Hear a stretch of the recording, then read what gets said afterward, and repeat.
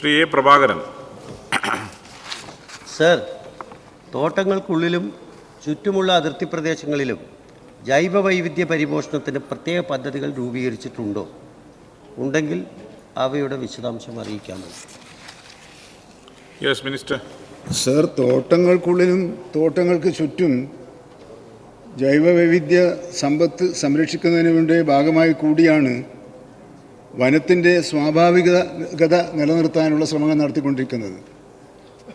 സ്വാഭാവിക വനങ്ങളായി നമ്മുടെ വനങ്ങളെ സംരക്ഷിക്കുന്ന മുറക്ക് നമ്മുടെ ജൈവസമ്പത്ത് സംരക്ഷിക്കപ്പെടാൻ കഴിയും.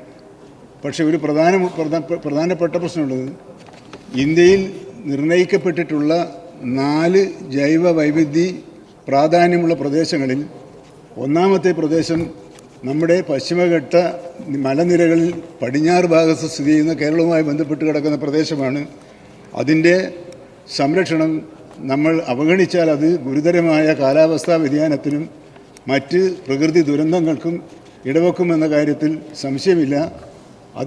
അതുകൊണ്ടാണ് ബഹുമാനപ്പെട്ട മെമ്പറുടെ ചോദ്യം വളരെ പ്രധാനപ്പെട്ടതാണ്. അതിൻ്റെ അർഹതപ്പെട്ട പ്രാധാന്യം നൽകിക്കൊണ്ട് ഗവൺമെൻറ് ആ കാര്യത്തിൽ നടപടികൾ സ്വീകരിക്കുന്നതാണ്.